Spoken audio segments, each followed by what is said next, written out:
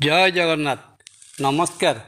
मु तपन डाइजेस्ट को आपण को स्वागत।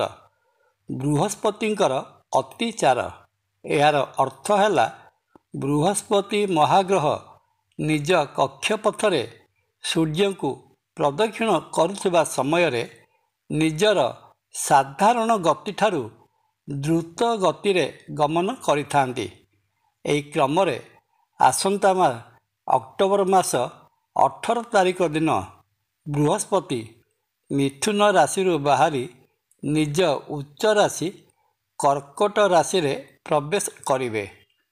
बृहस्पति कर्कट राशि निज राशि रे प्राय 49 दिन अवस्थान कला परे पुणी मिथुन राशि को प्रत्यावर्तन करिवे। ग्रह जगतर सबुठारु शुभ ग्रह बृहस्पति एही राशि परिवर्तन करुले समग्र द्वादश राशिचक्र उपरे एहार गभीर प्रभाव पड़ी थाए।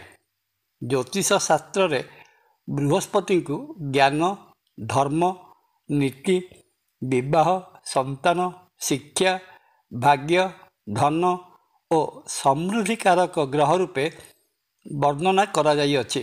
तेणु देवगुरु बृहस्पति निज उच्च राशि कर्कट राशि रे प्रवेश कले महा आनंद रे अवस्थान करिवा सहित विभिन्न राशि पाई शुभ फल प्रदान करिवार बहुत संभावना रही अछि।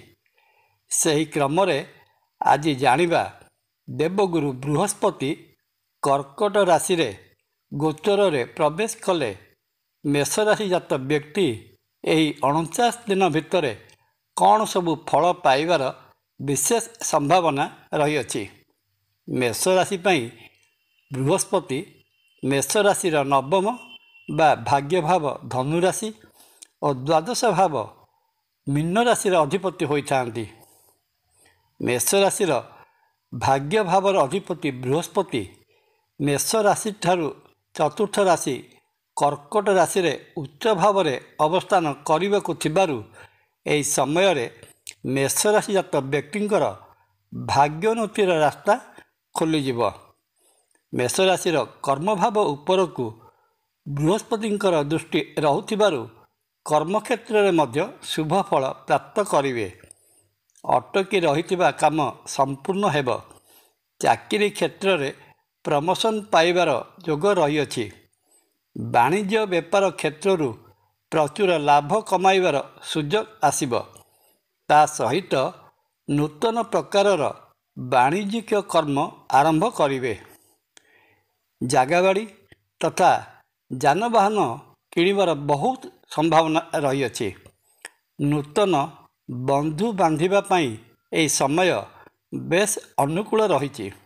पारिवारिक स्थिति ठीक ठाक रहिबा सहित मातांक स्वास्थ्य खराब रहुतिले सेथिरु आरोग्य लाभ करिवे। तीर्थाटन बा देवदर्शन रे जिबा पई बेस किछि सदखर्च करि पारंती। बृहस्पति महाग्रह जनित शुभ फलर शुभत्व वृद्धि पई मेष राशि जात व्यक्ति गुरुवार दिन देवदेव महादेवंक पाखरे पाचिला कदली नैवेद्य रूपे लागी करंतु। जय जगन्नाथ। वीडियो भल लगिले लाइक, कमेंट, सब्सक्राइब और शेयर करिया पई अनुरोध। नमस्कार। तपन।